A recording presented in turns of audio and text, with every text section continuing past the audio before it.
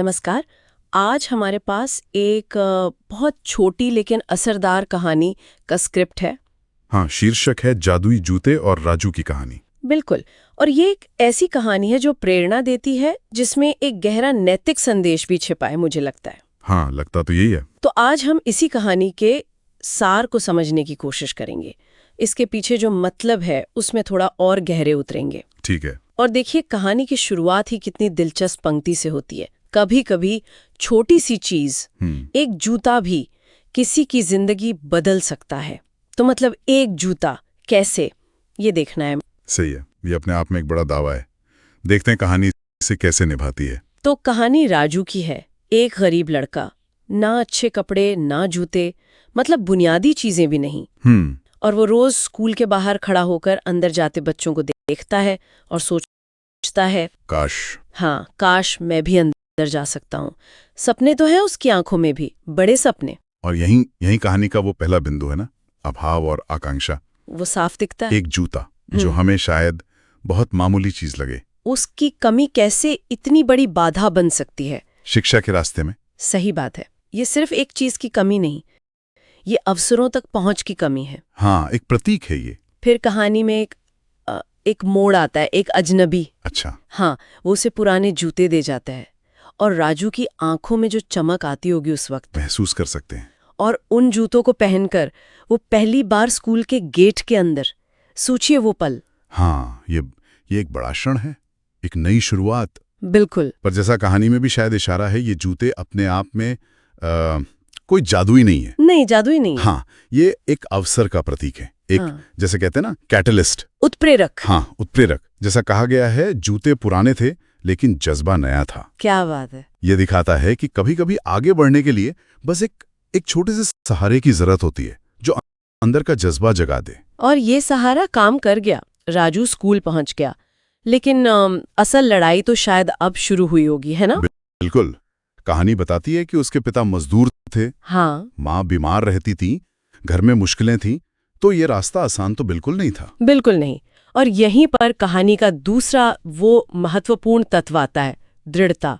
राजू की अपनी हिम्मत। हाँ, उसका अपना संकल्प। हाँ, संकल्प। देखिए, सिर्फ जूते मिलना ही काफी नहीं था।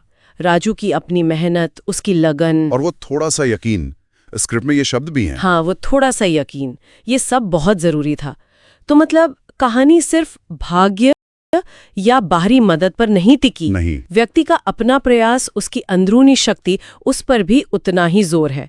और ये संतुलन कहानी को मतलब और ज्यादा यथार्थवादी बनाता है ना? हाँ, बिल्कुल। बाहरी मदद मिली लेकिन अंदर का जज्बा भी था, दोनों का मेल। सही। और फिर नतीजा देखिए, 10 साल बाद। 10 साल लंबा समय है। हाँ, और वही राजू आईएएस अफसर बनता है। ये तो कमाल है। कहाँ से शुरू किया था और कहाँ पहुंच गया। सचमुच ये सफलता की एक मिसाल है। और कहानी का अंत भी, वो भी सोचने पर मजबूर करता है। वो जूते। हाँ, वो आज भी अपने दफ्तर की अलमारी में वो पुराने जूते सहेज कर रखता है। वो जूते अब सिर्फ जूते नहीं रहे। नहीं, बिल्कुल नहीं।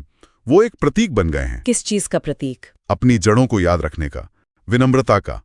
हाँ, ये सब चीजें, अपनी शुरुआत को ना भूलना, उस अवसर का महत्व समझना जो उसे मिला था, और शायद विनम्रता भी। हाँ, ये उसी पहले विचार से जुड़ता है कि कैसे एक छोटी सी चीज ने इतना बड़ा बदलाव ला दिया।